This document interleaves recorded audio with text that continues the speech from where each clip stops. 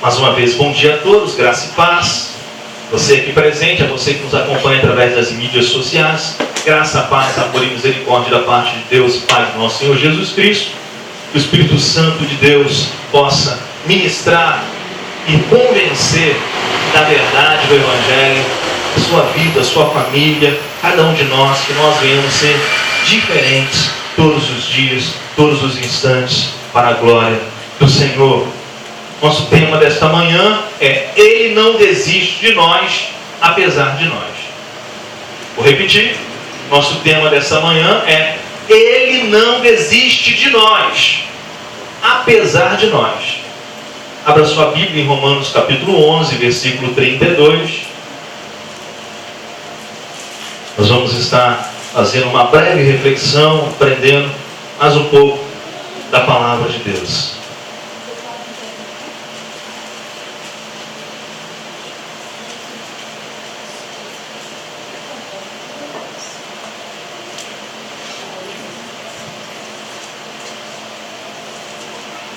Ele não desiste de nós, apesar de nós.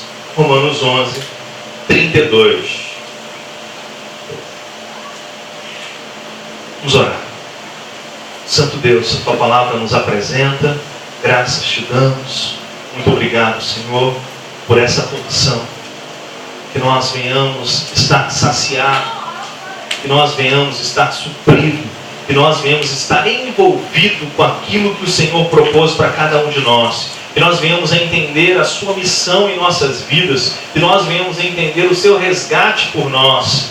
Que nós possamos glorificar o seu nome e, revestido da tua autoridade, buscar aqueles que ainda se encontram perdidos.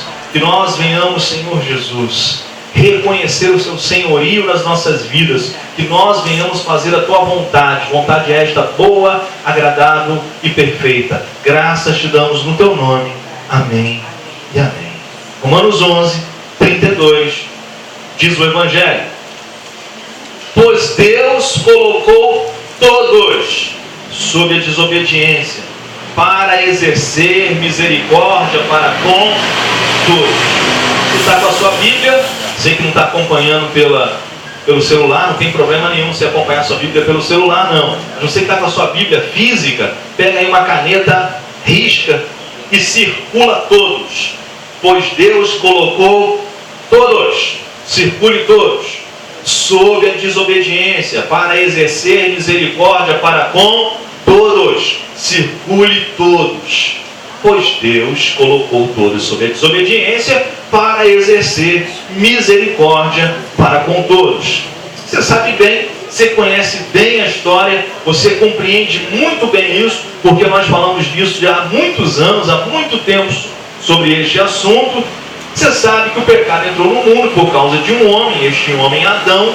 Adão quis ser o seu próprio Deus, Adão quis viver a sua própria vontade, Adão quis escrever a sua própria história, deu as costas para o Deus Criador de todas as coisas, por Deus único, eterno, imortal, invisível, mas real, e transgrediu, pecou. O pecado entrou no mundo, e o pecado consumado gerou morte, e a morte atingiu a todos nós que na carne somos descendência de Adão. Nada poderia fazer com que esse pecado e esse afastamento e essa destituição fosse tirada do nosso meio, senão o sangue derramado de um justo, a morte do Cordeiro de Deus. É por isso que o apóstolo Paulo, escrevendo à igreja de Roma, vai dizer: pois Deus colocou todos sob, debaixo da desobediência, para exercer misericórdia para com todos.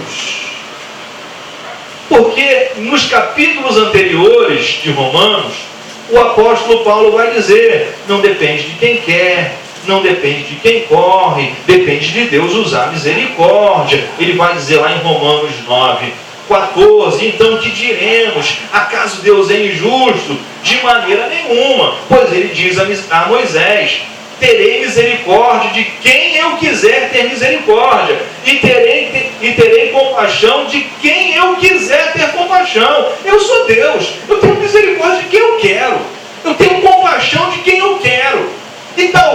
você for ler somente esse versículo, você vai entender que é por aí mesmo. Que Deus é assim, é um Deus déspota, tirano, cheio de vaidades, né? Gosta de ajeitar o cabelo diferente, colocar uma lente de contato. É um Deus que fica cheio de coisinhas. Eu tenho misericórdia de quem eu quero, eu tenho compaixão de quem eu quero, porque eu sou assim.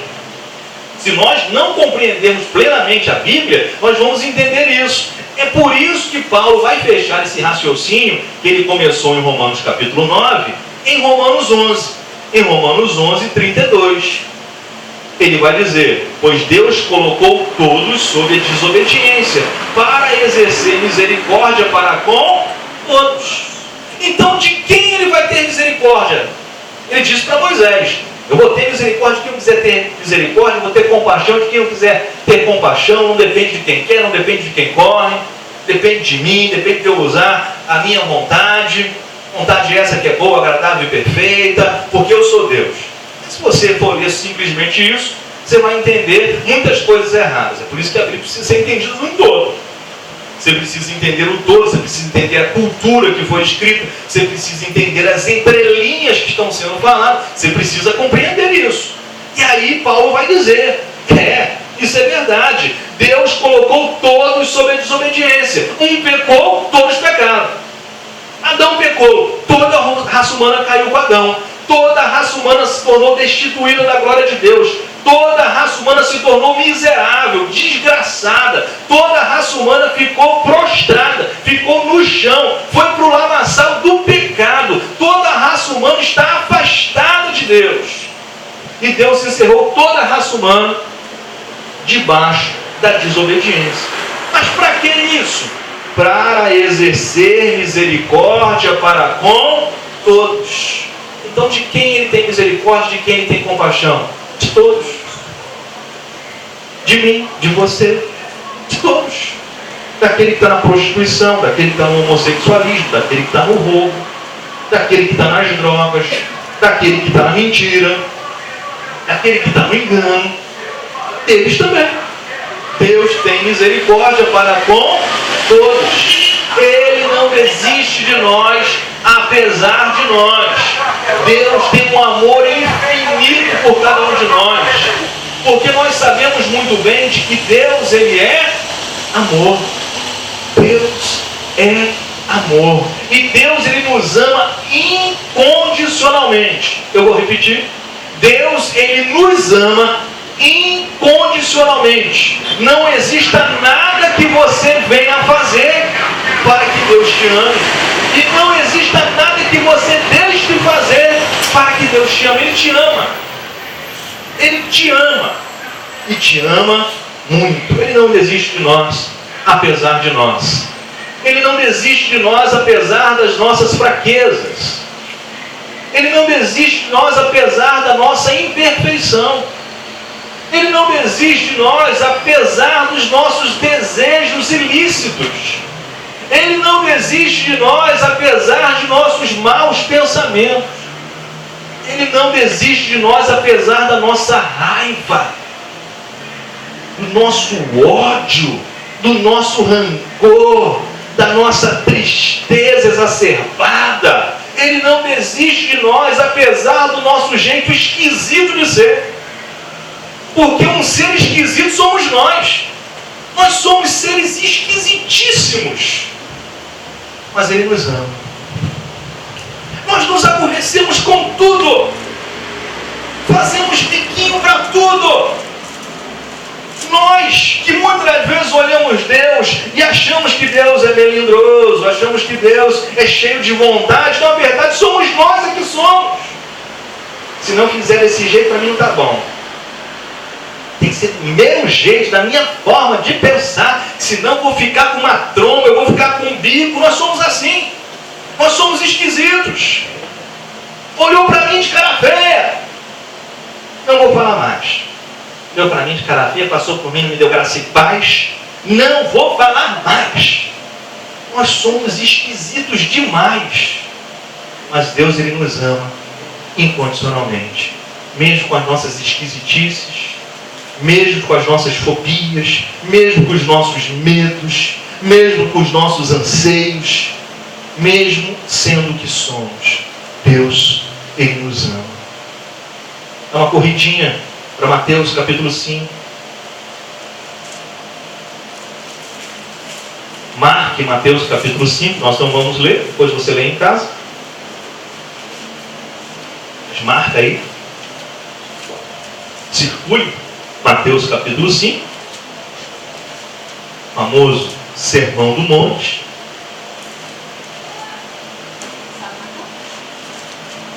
Jesus ele vai falar sobre as bem-aventuranças, ele vai falar que nós somos o sal da terra, a luz do mundo.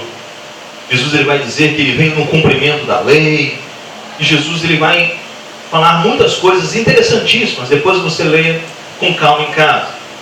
E uma das coisas que ele vai falar é: vocês ouviram o que foi dito. A lei cerimonial judaica, ela diz muitas coisas. Vocês ouviram o que a lei de Moisés diz. Eu, porém, vos digo.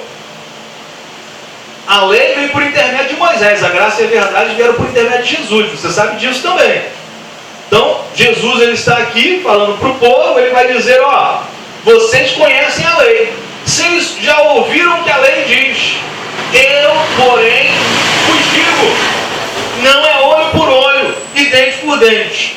Não é isso. Se alguém ferir a tua face, dá a outra face. Acaba com o ciclo do mal e da maldade. Porque as pessoas querem fazer erradamente é levar literalmente isso. Ah, eu não sou assim não. Se alguém me bate na cara, eu vou dar outra cara, outro lado da minha cara para alguém bater. Não é isso que Jesus está dizendo. Jesus está dizendo o seguinte: alguém te feriu? Alguém te machucou? Alguém te fez mal? E outra face, vai embora.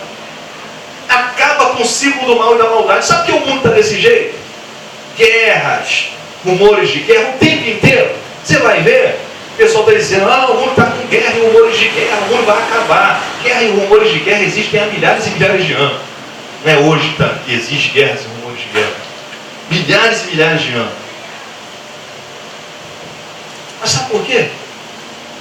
Porque as pessoas não conseguem acabar com o ciclo do mal e da maldade. Alguém me feriu, alguém me bateu, vai ter de volta. Vai ter de volta. Ah, se não vai ter.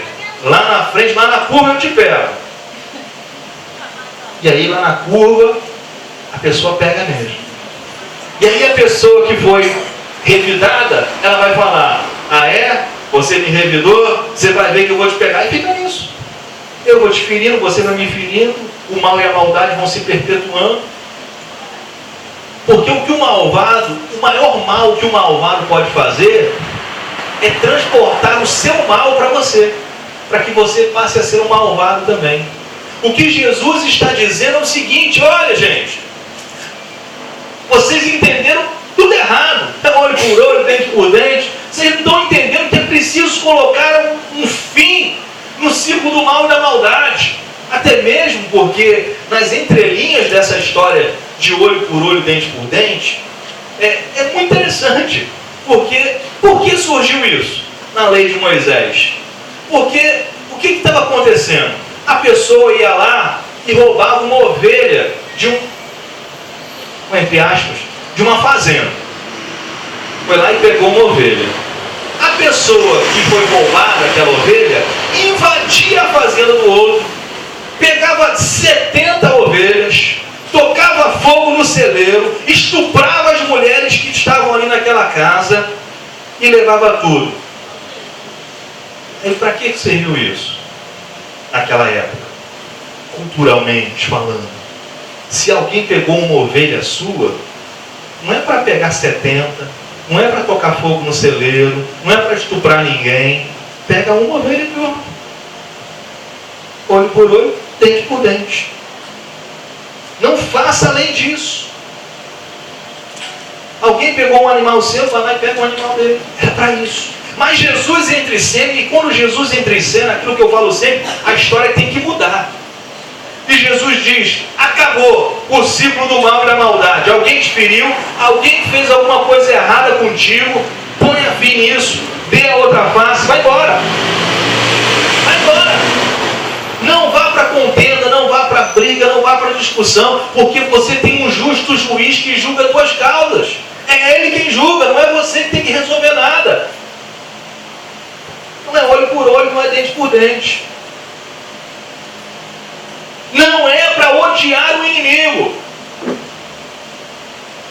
Ah, eu amo meu amigo, meu inimigo eu odeio. Eu odeio. Tem um monte de gente que é cristão, ou se diz cristão, e fala que odeia o outro. Não estou dizendo estatística, não, estou dizendo que eu conheço. Talvez você conheça também. Eu odeio, enche a boca para falar. Jesus vai dizer, não é para odiar o inimigo, é para amá-lo. É para amá-lo. É para orar, é para interceder. Se ele estiver caído à beira do caminho, é para ajudar, é para cuidar dele. Ele é perverso, ele é malvado, ele só faz coisa errada. A tua função é amar. É fácil? Não. Mas é o que Jesus ensina para fazer. É para amar. Por quê? É fácil Jesus me amar? Também não. Sou difícil? É fácil Jesus te amar? Também não, porque você também é difícil. E Ele nos ama. Nós éramos inimigos da cruz. Fazíamos toda sorte de maledicências. Mas Ele nos amou, sendo nós ainda pecadores. Aí eu não consigo amar o próximo. Porque ele é meu inimigo. Ele não fala a minha língua. Jesus vai dizer, pratique o bem sem autopromoção. Que os escribas e fariseus gostam de aparecer. Os escribas e fariseus gostam de ir para praças públicas, gostam de ir para as esquinas, gostam de aparecer. Gostam de fazer o bem e mostrar que estão fazendo bem. Olha só quantas pessoas, quantas cestas básicas eu distribuí. Olha só quantas famílias eu cuidei. Você dizendo, ó, faça o bem. Mas não fica fazendo autopromoção, não. Você não precisa disso. Você não precisa disso. Até na hora da oração, vá para o quarto secreto de oração, porque os escribas e fariseus gostavam de fazer aquelas orações longas, aquelas orações compridas, aquelas orações enormes, intermináveis. Seja simples com Deus. Porque no quarto secreto de oração, Deus te vê. Antes de te ouvir, Ele te vê. Isso é interessantíssimo. Já falamos nisso algumas vezes. Antes de te ouvir, Ele te vê. Ele conhece o teu coração. Ele sabe o pulsar do teu coração. Ele sabe como é que os seus poros estão. Porque quando você diz Senhor Jesus, o Pai amado, o Deus maravilhoso, quando você diz essas palavras, você sai do lugar comum e você entra no Santo dos Santos. Mas antes de você pronunciar essas palavras, Deus já está te vendo. Vendo. E ouvindo. E compreendendo. E entendendo.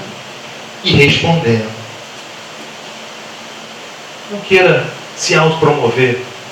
Faça a vontade de Deus. Aí, Jesus vai dizer também, não é para matar. Não é para matar. Você conhece bem. Não é para matar ninguém. Não é para viver no homicídio.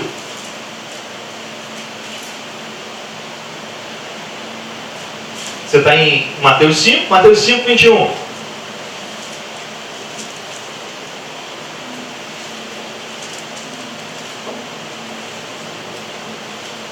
Vocês ouviram o que foi dito aos seus antepassados, não matarás, e quem matar estará sujeito a julgamento. Mas eu lhes digo, que qualquer que se irar contra seu irmão, estará sujeito a julgamento.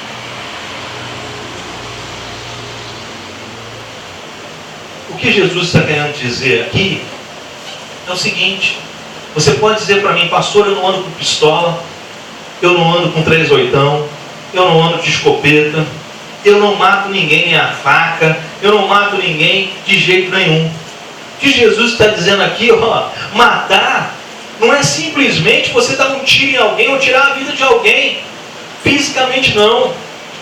é quando você mata alguém dentro do teu coração, dentro da tua mente. Quando você tira a possibilidade de ter qualquer relacionamento com alguém.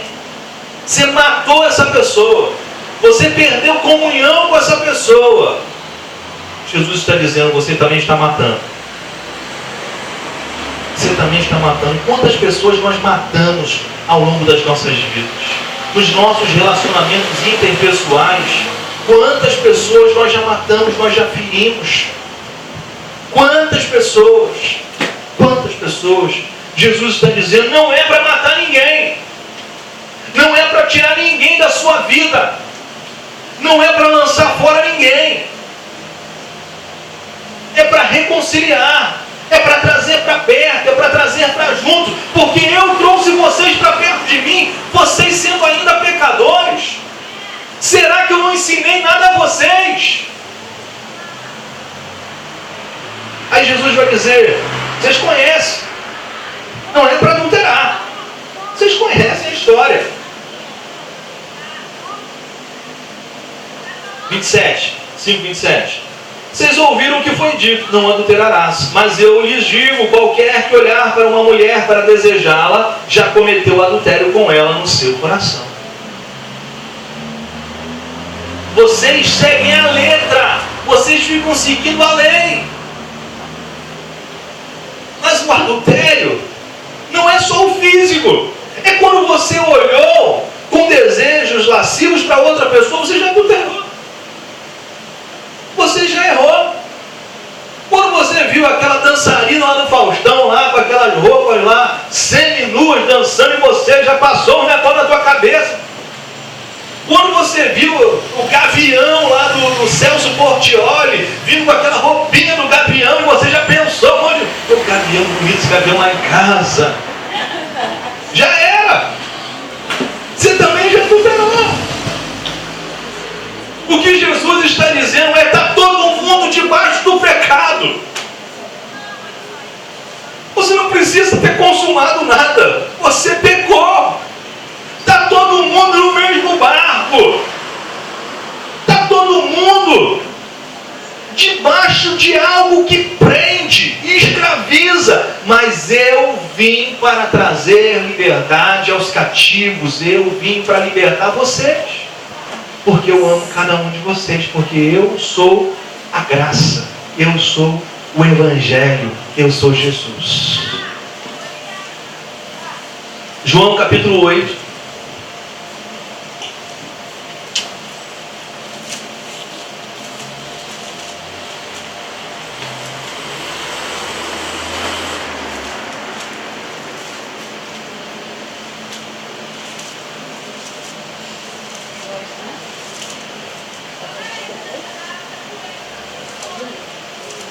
João capítulo 8, versículos 1 a 11,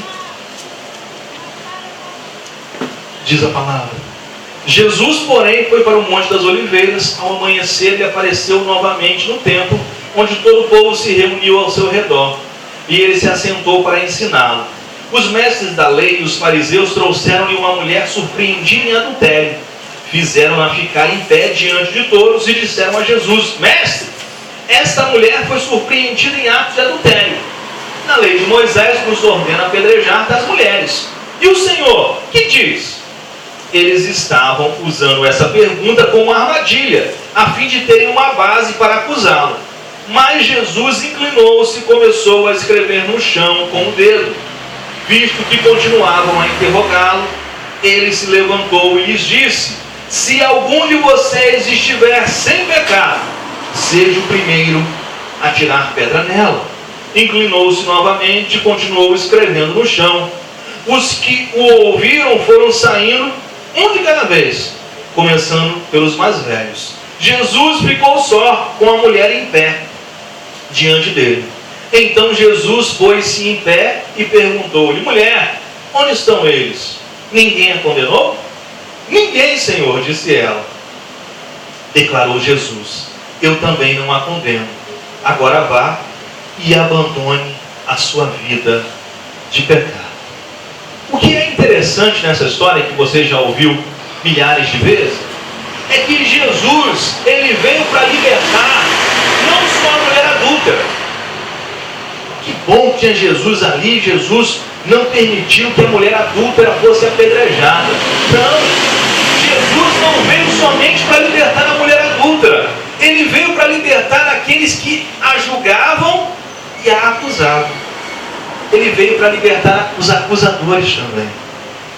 Porque a misericórdia, ela triunfa sobre o juízo. A misericórdia, ela triunfa sobre o juízo. Então a misericórdia de Jesus na vida daqueles triunfou sobre qualquer juízo. Imagine só Jesus ensinando, sentado, todos estavam, chegam com uma mulher, colocam essa mulher de pé, assentam-se todos e dizem: está vendo, Jesus? Aí, ó, essa mulher aí em destaque, todo mundo sentadinho, essa mulher aí em pé, essa mulher é uma adúltera.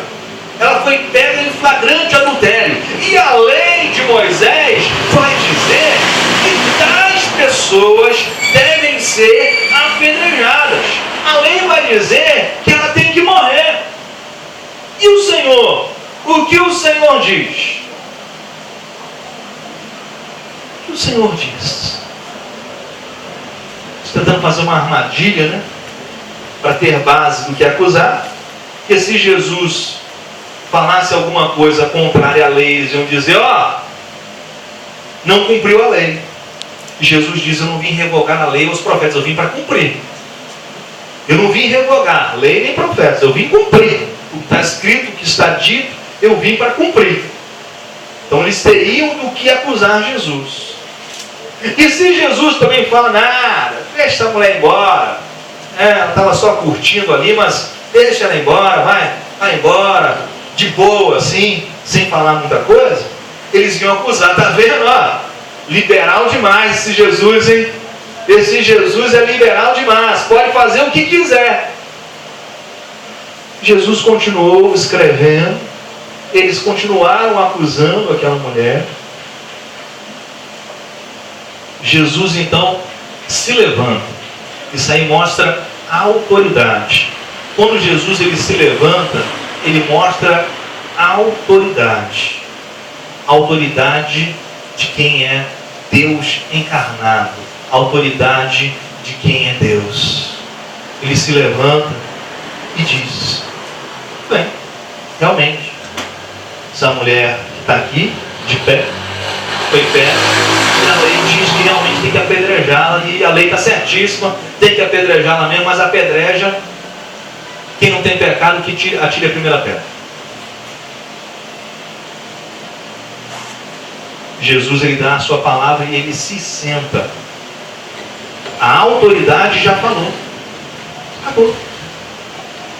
E a Bíblia vai dizer aqui em João capítulo 8 que foram saindo, levantando e saindo, dos mais velhos até o mais novo. E quanto mais velho, mais pecado tem, né? Quanto mais velho, mais pecado tem acumulado na conta, né? Foram levantando-se e saindo. Jesus então vai dizer: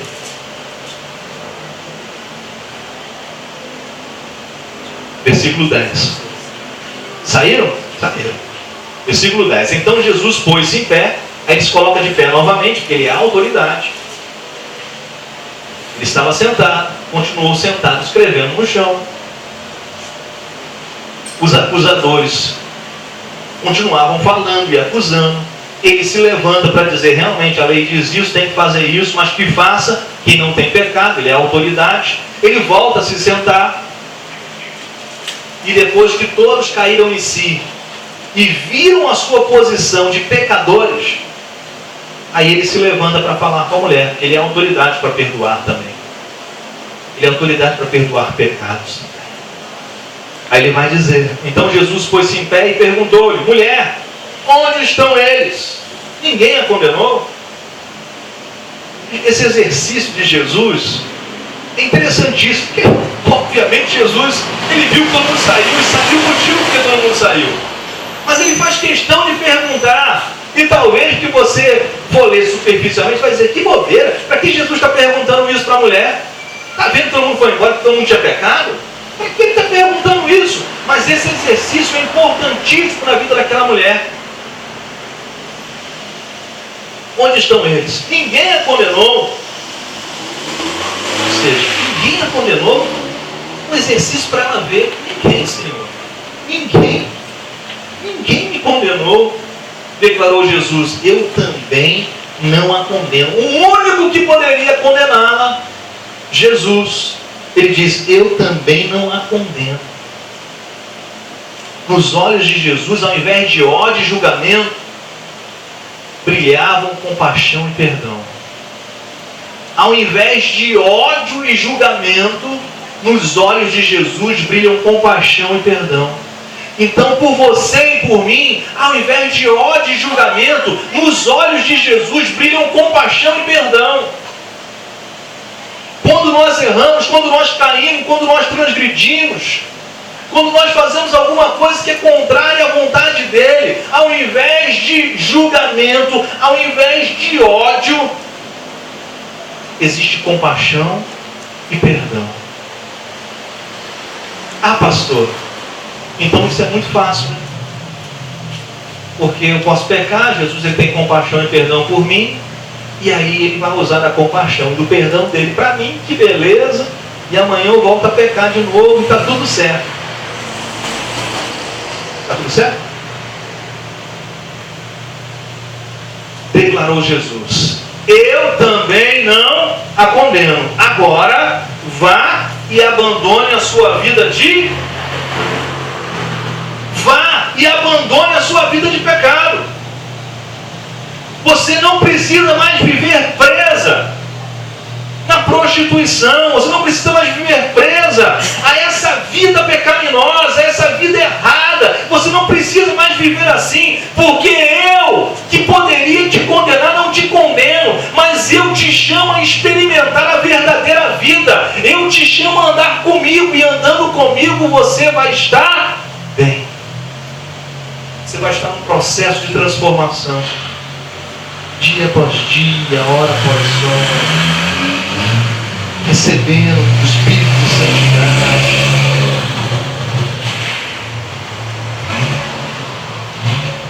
Você sabe que eu faço missão integral, e o Leovaldo foi pregar lá na Betânia sobre isso, sobre evangelho, sobre graça. E um abençoado foi perguntar ao pastor Leovaldo Ramos no final do culto, dizendo, pastor, tá uma maravilha esse negócio de graça, né?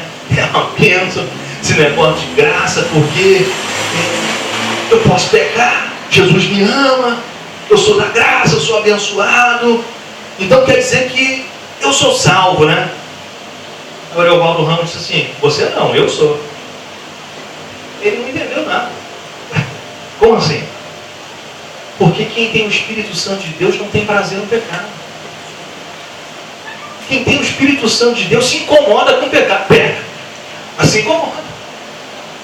Não tem prazer, não vai fazer uma pergunta dessa. Eu posso viver pecando? De maneira nenhuma, responderia Paulo. O Leovaldo disse, parece que você não tem o Espírito Santo na sua vida, porque o Espírito Santo incomoda.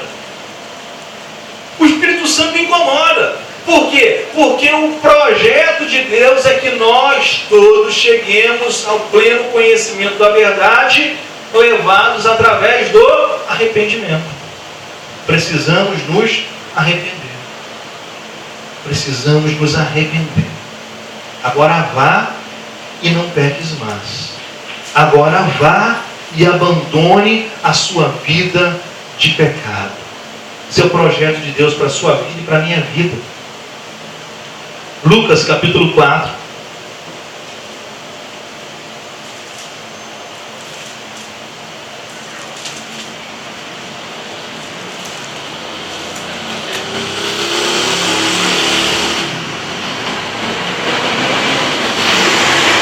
Lucas 4, 18 ao 19, vai dizer o Evangelho: o Espírito do Senhor está sobre mim, porque Ele me ungiu para pregar boas novas aos pobres, Ele me enviou para proclamar a liberdade aos presos e recuperação de vista aos cegos, para libertar os oprimidos e proclamar o ano da graça do Senhor.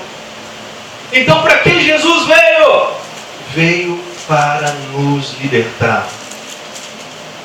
Para a liberdade que nós fomos chamados. Não useis da liberdade para dar ocasião à carne, diria Paulo apóstolo. Graça não é sinônimo de libertinagem.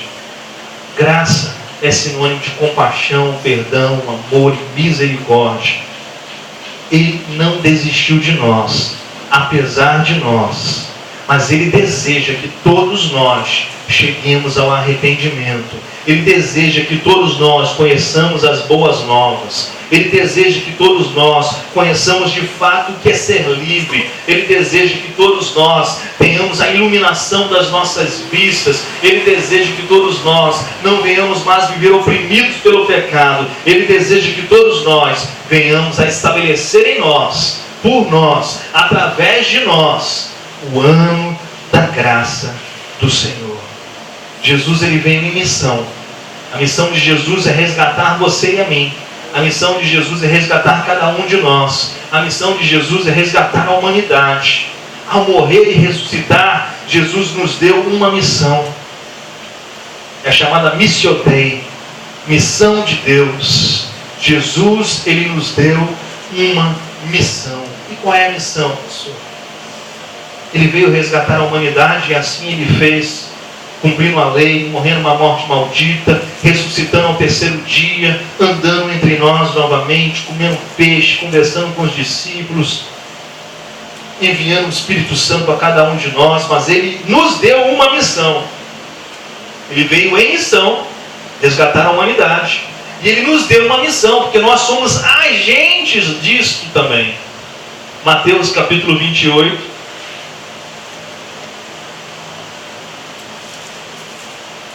Mateus 28, 18 a 20.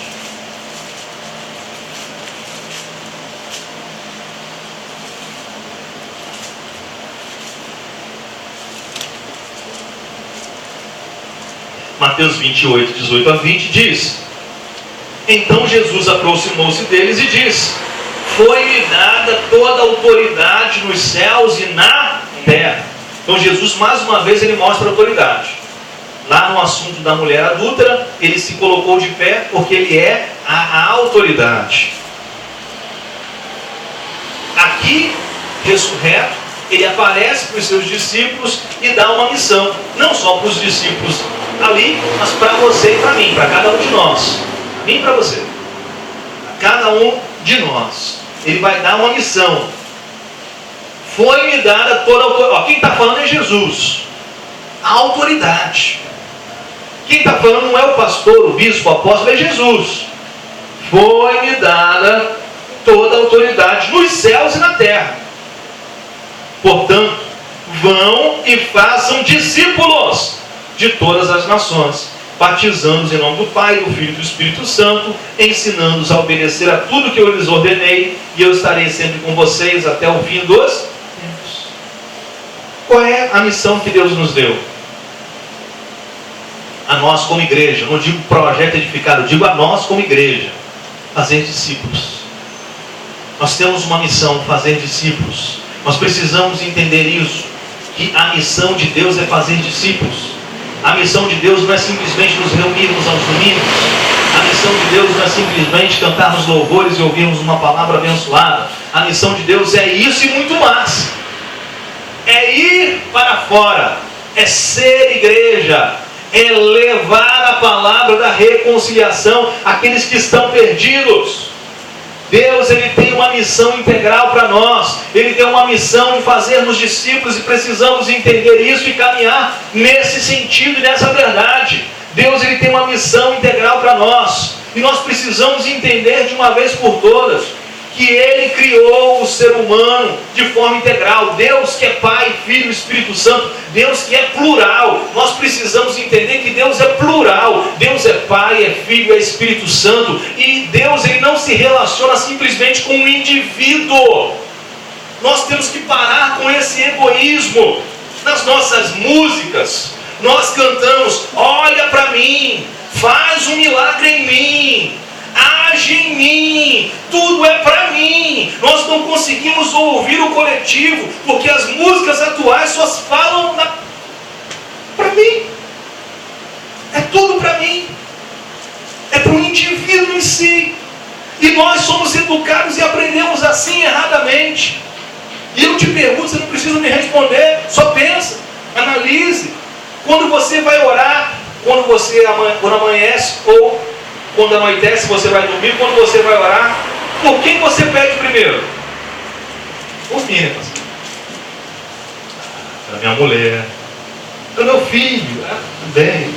Aí eu começo a lembrar, pastor, da minha mãe, do pai, do meu irmão. Aí, se eu não ter muito sono, ou se eu ainda estiver meio despertando de manhã, se não acontecer isso, eu vou lembrar de orar pela humanidade, por aqueles que sofrem no Nepal, por aqueles que sofrem lá na África, por aqueles que são escravizados, por aqueles que são abusados. Aí eu vou orar.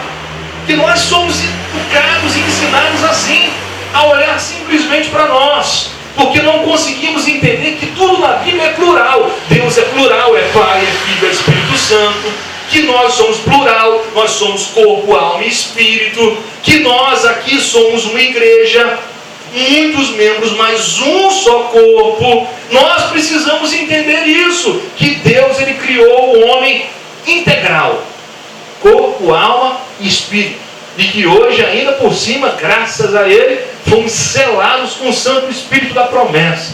Glórias ao Senhor.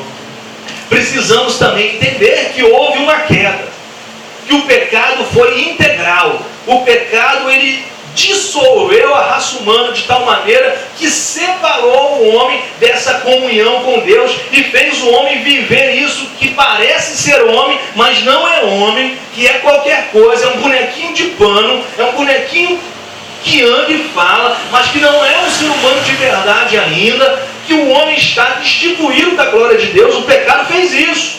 Mas nós também precisamos entender que houve uma redenção integral, que um dia o justo Jesus Cristo morreu por nós injustos, e que ele ressuscitou e fez nova criação, e fez um novo ser criado em Deus em verdadeira justiça e santidade, e que ele nos reconciliou, e que ele nos conduziu de volta para a sua casa, e que ele nos conduziu de volta para a sua mesa, e que ele nos deu uma nova roupagem, uma nova vida, uma nova identidade, e que nós agora podemos ser de fato semelhantes ao ser humano de verdade, a Jesus Cristo, nosso Senhor e Salvador.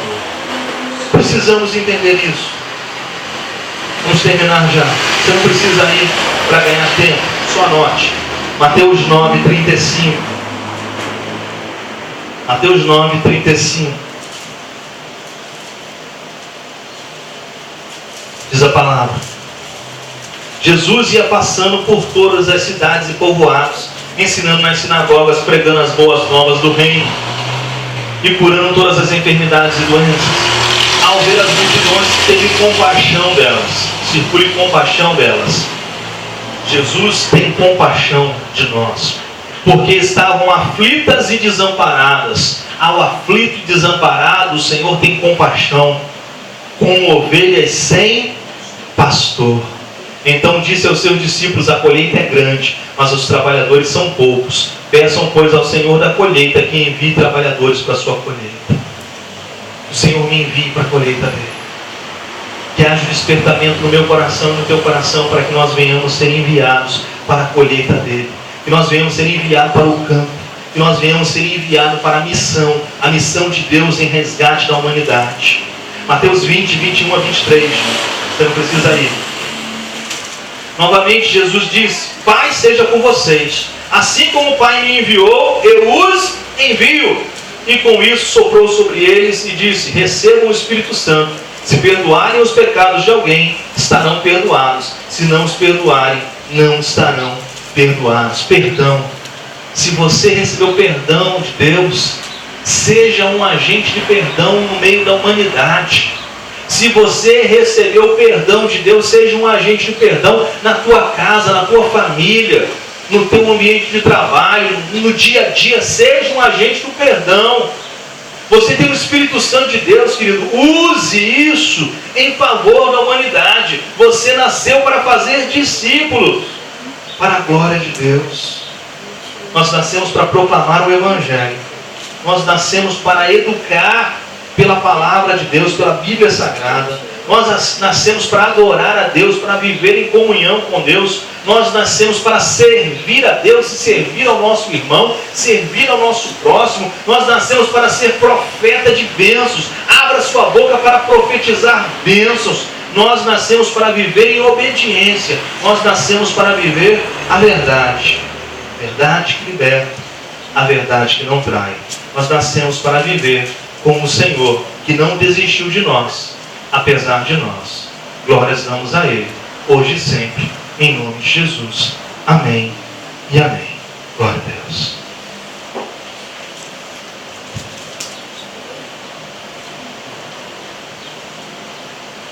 Glória a Deus. Senhor Deus, graças te damos por receber a nossa adoração. Graças te damos pela mensagem vinda do trono da tua graça para as nossas vidas. Obrigado por não desistir de nós, apesar de nós, das nossas fraquezas, debilidades e imperfeições. Obrigado, Senhor, por nos fazer nova criação e nos levar num novo e vivo caminho para sermos semelhantes a seu Filho Jesus Cristo, ser humano de verdade. Que nós venhamos ter esse entendimento de que precisamos fazer discípulos e ver pessoas transformadas através do teu sangue. Sangue esse derramado na cruz do Calvário, sangue esse vicário que nos garante a vitória. Graças te damos em teu santo nome, Jesus, hoje e sempre. Amém e amém. Você é abençoado, você é mais do que vencedor. Desde já, eu te declaro inabalável, no imutável conselho de Deus, e sob a infalível cobertura de sua eterna graça, hoje e sempre, reinando em vida. Vá em paz, vá feliz. Aplauda Jesus bem forte por ter aqui. Glória a Deus.